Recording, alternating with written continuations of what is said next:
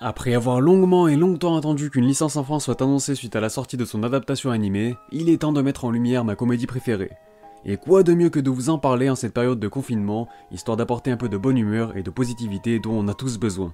Si le peu de visibilité et d'influence que j'ai peut servir à faire un peu plus parler de cette pépite, et bien qu'il en soit ainsi, on va accélérer la propagande et rester bien jusqu'à la fin de cette vidéo, car vous allez aussi avoir votre rôle à jouer. Mis à part ça, si vous voulez passer un bon moment, installez-vous confortablement parce que là, on va se marrer étant donné que l'on va causer de Grand Blue. 今までとは違う環境で俺はどんな出会いをするのだろう。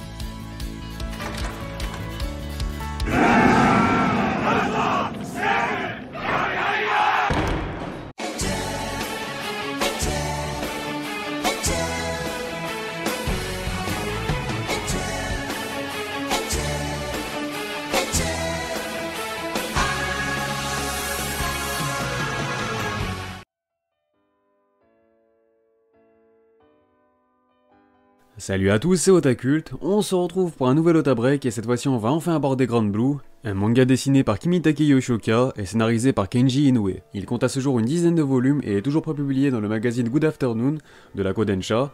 Malgré son succès au Japon, sa licence en France se fait toujours attendre. Voilà une petite mise en bouche. Yori Kitahara entame ses années d'université au cœur de la ville d'Izu, bercée par la mer. Plein d'entrain, il est hébergé par son oncle dans sa boutique de plongée nommée Grand Blue. Mais au milieu des belles filles et de la plongée, Yori pourra-t-il vivre ses études tranquillement? Spoil, absolument pas.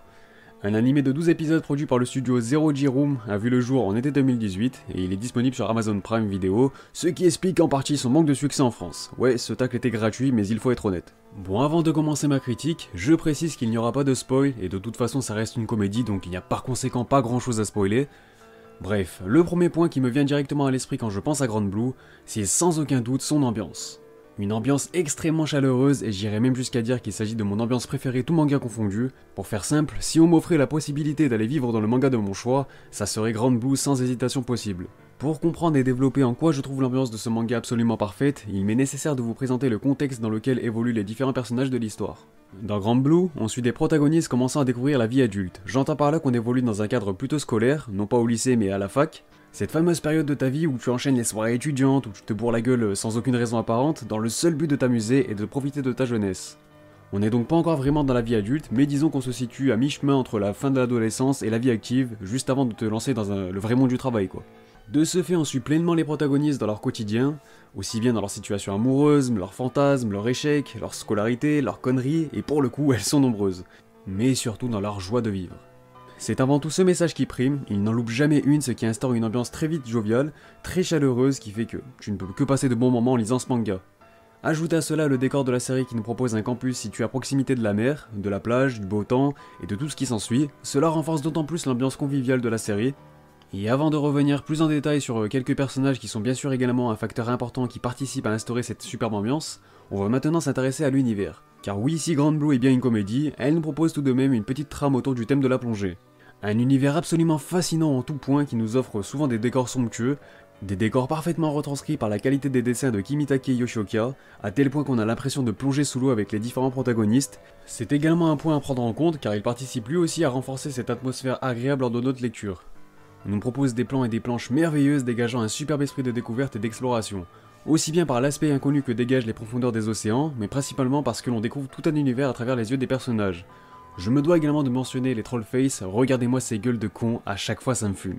Cela me permet notamment de faire la transition avec ces derniers, donc les personnages, car Grand Blue marque énormément de points sur ce cas aussi.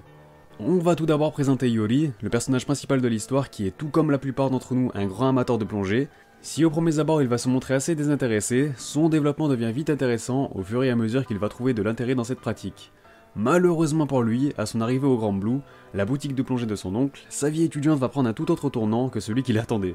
Il va faire la rencontre de quelques gros tarés et très vite se laisser influencer par ces derniers, au point de désespérer ses cousines et plus particulièrement Shisa.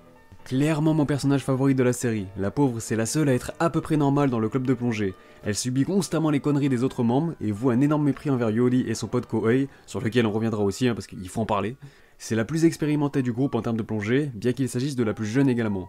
Un caractère bien trempé et surtout ferme aux premiers abords, mais il s'agit malgré tout d'une fille attentionnée et réellement prise de passion pour les abysses. Sa relation avec Yori en devient donc très intéressante elle aussi, que ce soit dans le domaine humain ou le domaine de la plongée, car a priori tout les oppose. J'en viens à Kohei, l'otaku du groupe, il représente absolument tous les clichés honteux en rapport, comme le type fan de lolicon, fan d'idole, complètement dans sa bulle. Ouais, c'est clairement le genre de type chelou que tu croises en convention, en train de courir comme Naruto, ou faire des free hugs, les exclus de la société quoi. Bien entendu, Grand Blue étant une comédie, l'humour prime avant tout, et heureusement pour nous, ça reste malgré tout le gros point fort de la série. Des personnages déjà complètement déjantés de base qui se bourrent la gueule H24, je te laisse imaginer le résultat, c'est terrible. Non, c'est encore plus perché que tu ne le penses, car ils finissent toujours à poil. Et attention, ma seule appréhension quand je me suis lancé dans ce manga était l'approche du eishi des auteurs, eh bien, il est vraiment bien mesuré. Pour vous dire s'il y a du eishi ou du fanservice à mettre en avant, ce n'est pas tant du côté des femmes qu'il faut regarder, mais bien du côté des hommes. Moi qui ne suis pas du tout adepte du genre, j'ai pour faire court horreur de ça, mais quand ça me prend à contre-pied de cette façon, ça en devient génial. Cela participe à créer des codes humoristiques propres à l'univers de Grand Blue, le genre de gag que tu ne peux retrouver que dans cette série, des running gags qui te font rire la première fois et qui font encore et toujours effet au fil que les tomes passent, l'imagination tordue des auteurs me fumera toujours, les protagonistes enchaînent conneries sur conneries, je sais pas ils ont quoi dans le cerveau mais tu vois le petit singe dans le cerveau d'Homer dans les Simpsons, on en est vraiment pas loin et encore je pense que je les surestime. Bref, vous l'avez compris, on suit une bande de bras cassés et il n'y en a pas un pour rattraper l'autre. Outre les running gags et les codes humoristiques propres à la série, on y retrouve également tous les codes d'une bonne comédie, que ce soit le comique de situation où l'on met en scène des personnages dans l'ignorance totale, ou bien avec l'utilisation du quiproquo. On a évidemment droit au comique de caractère avec son lot de personnages attardés dont les personnalités sont diverses et variées, mais surtout très colorées. Le comique de geste aussi qui fonctionne à merveille, notamment avec des chutes et les gifs que Shisa distribue et j'en passe.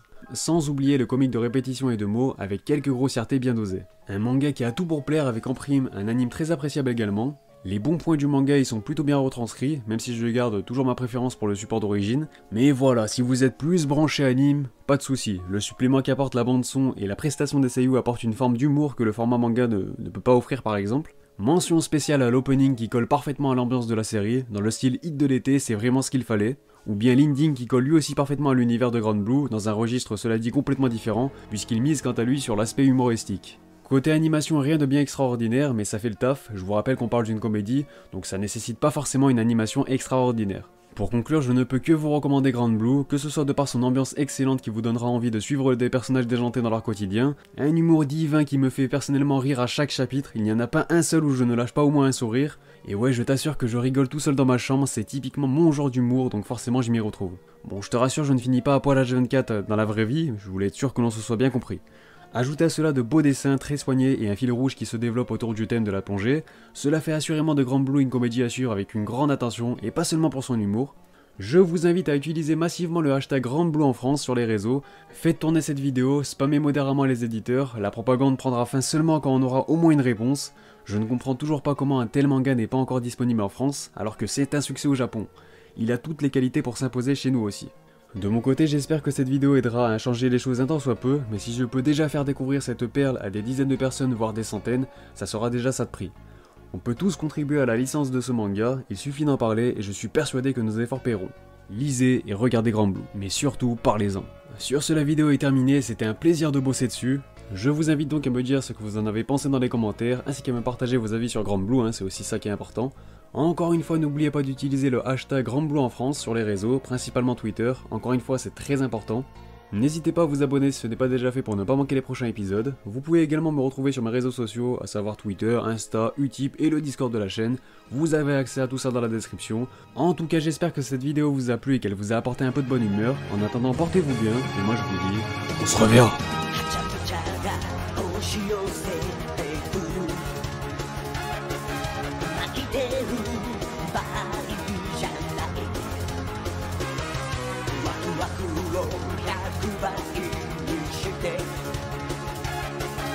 パーティーの主役」